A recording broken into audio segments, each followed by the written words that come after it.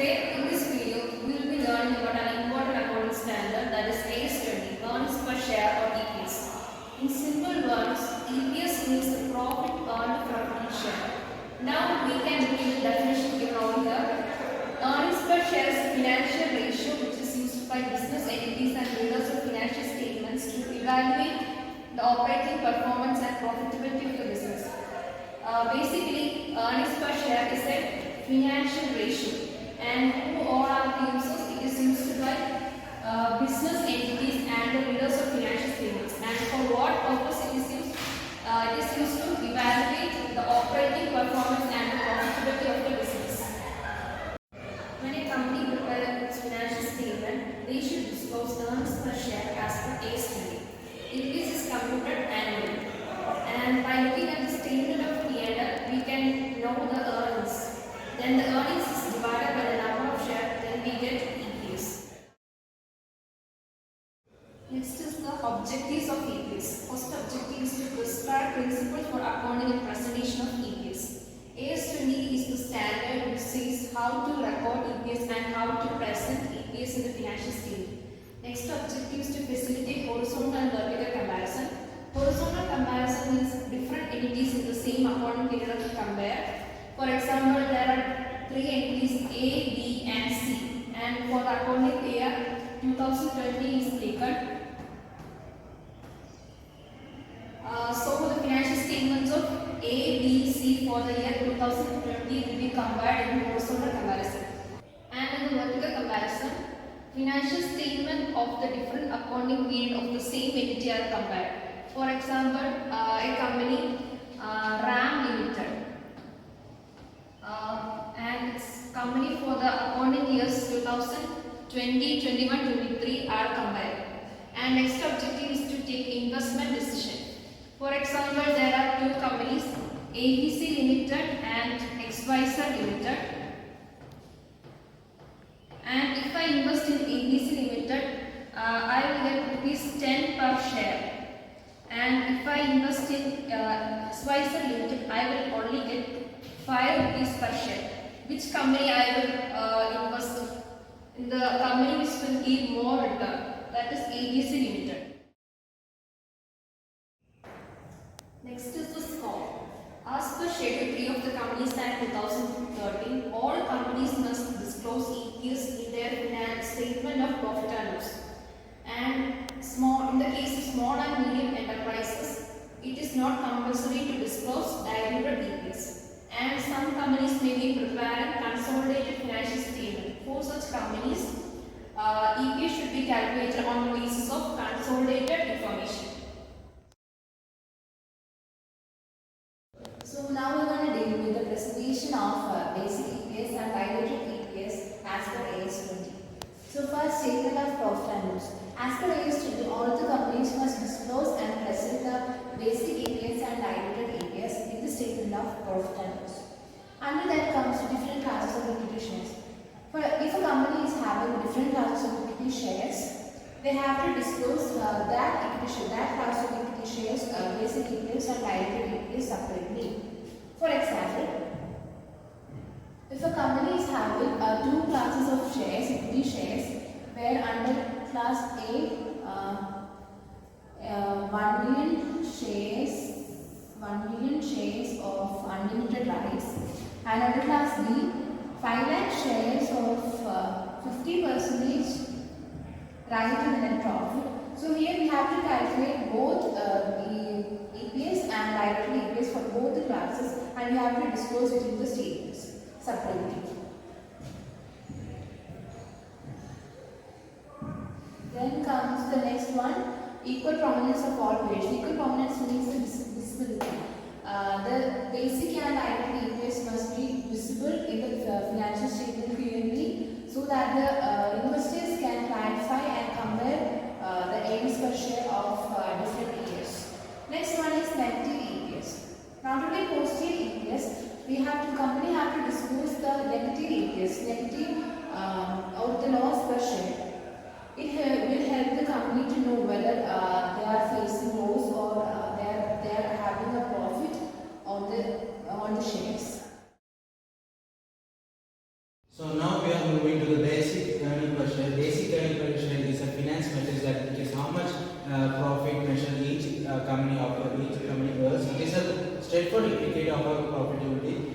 used by investor to company financial performance. And by comparing EPS, investor can make companies across different companies and time period to access which are more profitable on a per share basis. For example, so if a company A has a net profit of 5 lakh and it has an outstanding share of 10,000. So what would be the EPS? So how you calculate the EPS in this situation? EPS is equal to the net profit divided by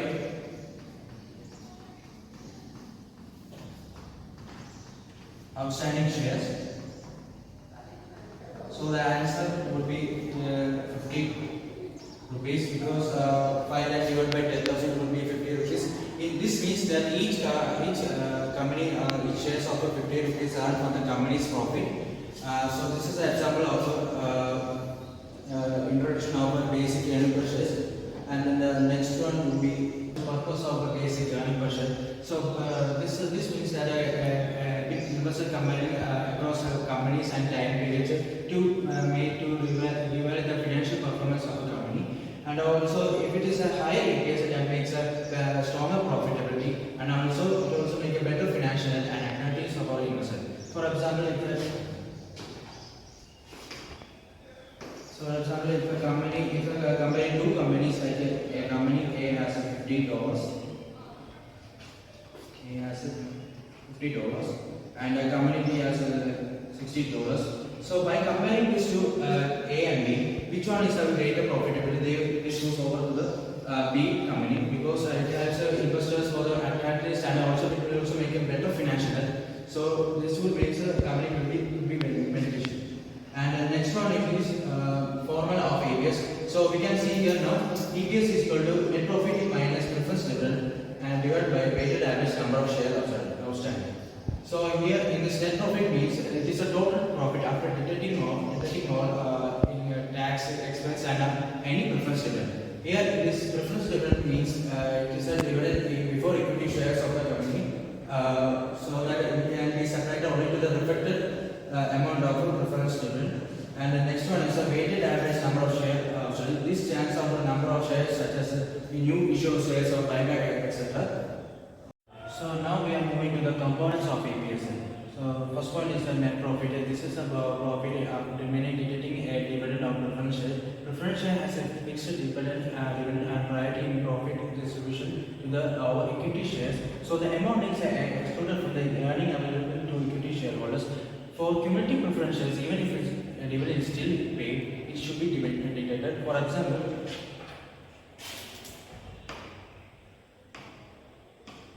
if a company has net profit of 5 lakh and the preference dividend is 50,000, so the EPS would be 5 lakh minus 50,000 would be 4 lakh 50,000. This would be the 4 lakh 50,000. This would be the EPS in the numerator side. So the next one is the weighted average number of outstanding shares. Share numbers can fluctuate within the period due to issuance of stock splits, etc. And this changes the number of accounts and number of issued shares such as same as weighted average in our EPS. So the next one is the interpretation of EPS. So the first one is a comparative. EPS value more investors compare between the both companies. Like for example, if a company A has $50 and company B has $60, so which one is the biggest? Which is the highest in the EPS? So the company has B has $60 in EPS. It would make the investor more attractive and better profitable. And the same case in trend analysis. It also track our EPS so that investors make them more profitable, more attractive and a better profitable, and it also make a better financial health.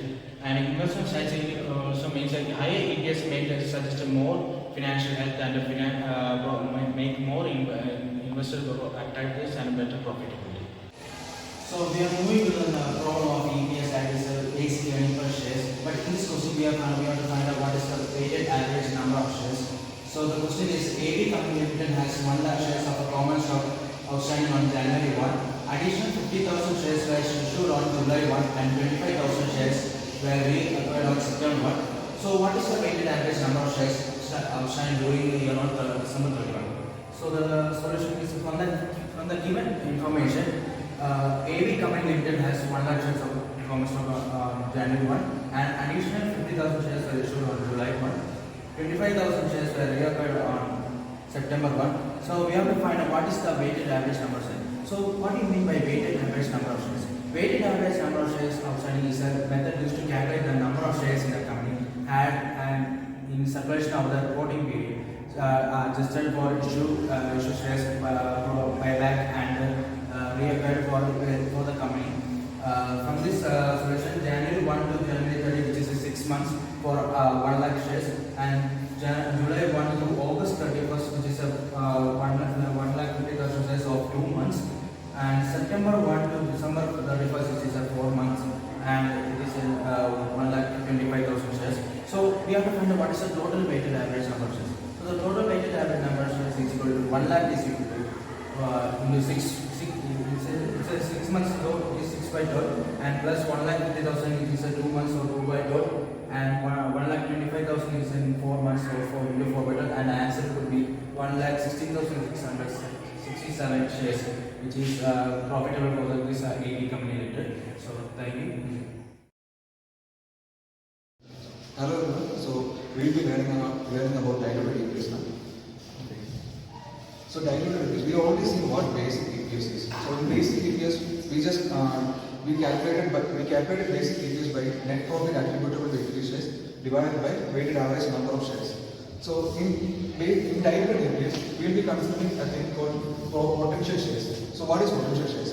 Potential shares means the instruments such as stock options or convertible bonds, which could be converted into equity shares during the year. So under AS20, we will be assuming that all these instruments or potential shares will be converted into equity shares while computing diluted EPS. Okay, so how will we compute diluted EPS? So we already seen how to calculate basic EPS.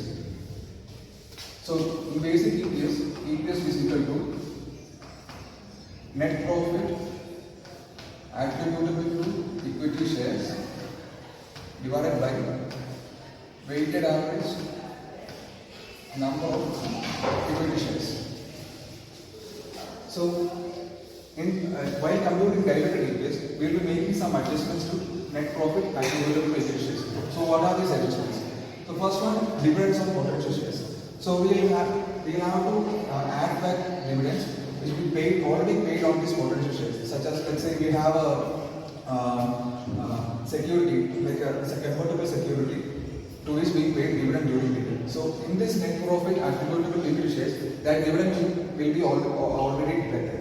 So by calculating diluted EPS, we have to add it back. Second one, interest on convertible debt. So there will be convertible bonds or convertible debentures. So by calculating net profit attributable to equity shares, we would have already deducted those interest we paid to debentures and bonds. So to calculate diluted EPS, we have to add that back. Okay. So the third point would be other expenses or income changes. So other expenses or income changes would mean that any other expense or any other savings which would be made by converting these potential shares into actual equity shares. So for example, we already deducted interest on convertible debt. So while deducting interest, we would have availed a tax reduction of some amount for the payment of interest. So that tax reduction would already be deducted, or added on the net profit attributable to equity shares. So we have to deduct that tax reduction we have made. Okay, so going to the denominator, the weighted average number of equity shares outstanding during the period. So we will have to increase the number of shares since we are adding all the potential equity shares that's possible for conversion. We will have to add all those potential equity shares to the weighted average number of equity shares. Okay, so now let's look at an example.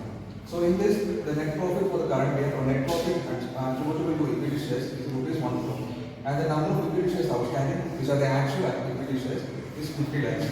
Therefore, the basic earnings per share is quite simple. It's 1 crore divided by 3 lakh rupees 2 per share. So now here we have something called convertible debentures. Convertible debentures is one of those potential shares we talked about. So here the number of 12% convertible debentures is 1 lakh.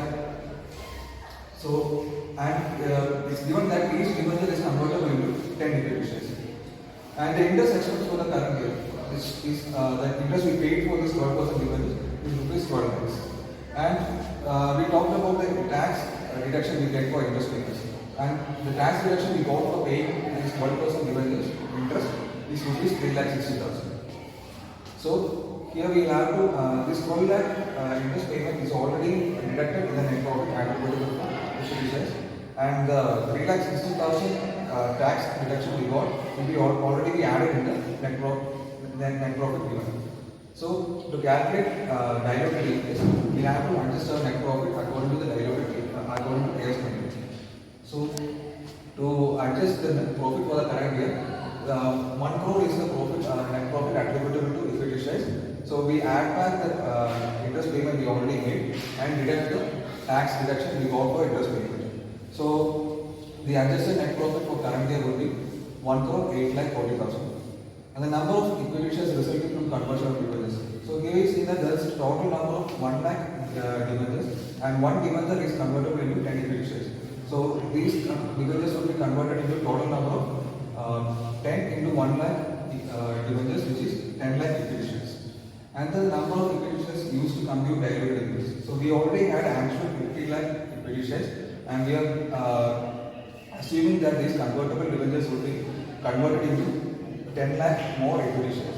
Therefore, the number of equity shares should be used to compute diluted EPS will be 50 lakh plus 10 lakh, 60 lakh shares. So we have the net profit attributable for adjusted net profit attributable for equity shares, and the total number of shares which should be used for computing diluted EPS. So diluted EPS would be 1 crore 8 lakh 40,000 divided by 60 lakh, which is rupees 1.81 per share. So we have to notice one thing: the basic EPS here was rupees 2, and the diluted EPS is 1.81. So since diluted EPS is a more conservative way of looking at the earnings per share of the company, diluted EPS will always be less than the basic EPS of the company. So now let's look at what are the factors to consider by calculating the weighted average number of equity shares. So the first factor or the first scenario is potential equity shares which were issued last year and not yet converted into equity shares in the current year. So let's say our financial year is from April 2024 to March 2025. So these potential equity shares or these instruments were issued last year. So in the beginning of the year, these are still potential shares. So in April 24, these are still potential shares, and they have been converted into equity shares during the year. So till the end of the year, these instruments are considered as potential equity shares. So the next scenario would be potential equity shares which were issued last year and have been converted into equity shares in the current year. So these instruments, like the previous scenario, was issued last year. So in the beginning of the year, these will be considered as potential shares. And let's say these shares got converted into actual equity shares in June 2024. So even though they got converted in June 2024, we will be considering this for the calculation of diluted EPS till the end of the year, that is March 2024.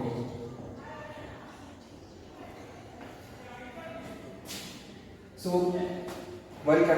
even though by computing basic EPS, we will be considering these instruments from June 2024 till March 2024. Before June 2024, these instruments were these instruments were considered as potential shares. They were still not shares. So from June 2024 till March 2024, so 2025, these will be considered as actual equity shares and will be considered for the calculation of basic EPS. So the next scenario would be potential equity shares which were issued in the current year and not yet converted into equity shares in the current year. So these instruments are computed in the current year or between April 24 and March 24. Let's say they were issued in June 2024. So these instruments were issued in June 2024 and it hasn't been converted into equity shares during the year. So till the end of the year, these will be considered as potential shares and will be calculated for diluted equities. So the last scenario is potential equity shares which were issued last year and have been cancelled or have lapsed in the current year. So these instruments were issued last year. So at the beginning of the year, these would be considered as potential shares. But these instruments got cancelled or got lapsed during the year. So let's say they got lapsed in June 2024. So in June 2024, these instruments got cancelled or lapsed. So from April 2020, we will be considering these shares from April 2024 till June 2024. Okay.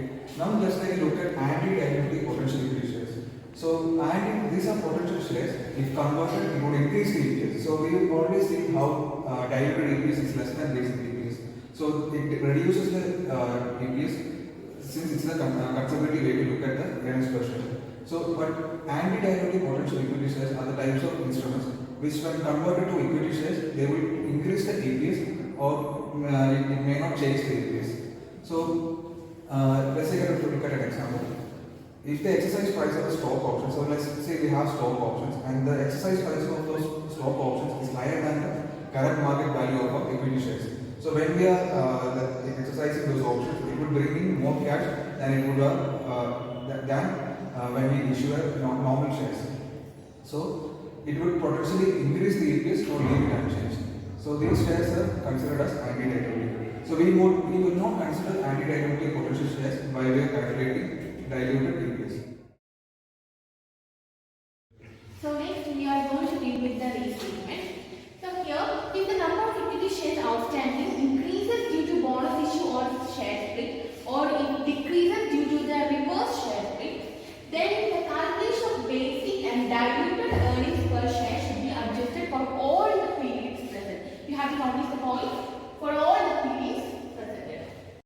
So if these changes occur after the balance sheet date but before the date on which the board of directors approved the financial statement, so the per share calculation for those financial statements, and if there is a prior financial statement, those two should be based on the new number of shares.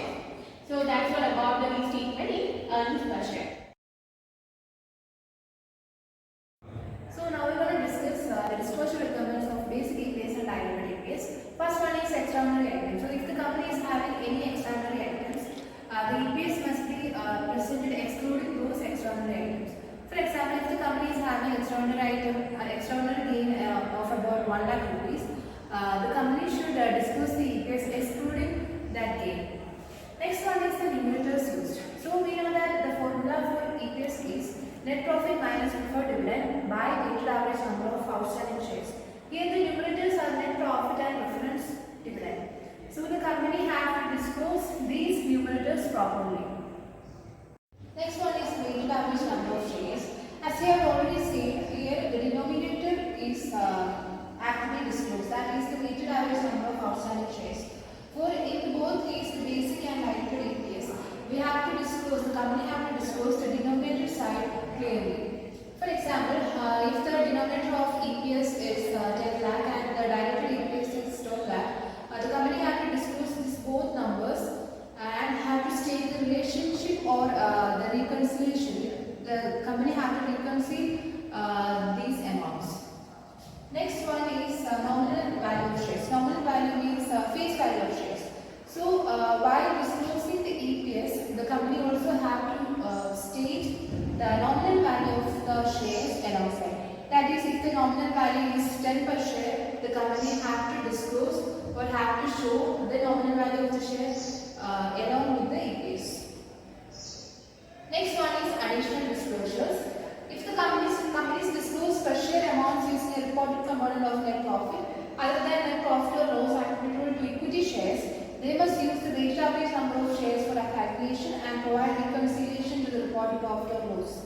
Here, if the company is having non-standard profit, same as I have already said, the company should use the weighted average number of outstanding shares while calculating the EPS, and also they have to reconcile the same.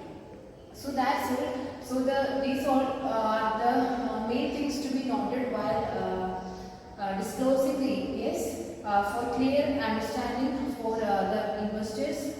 To know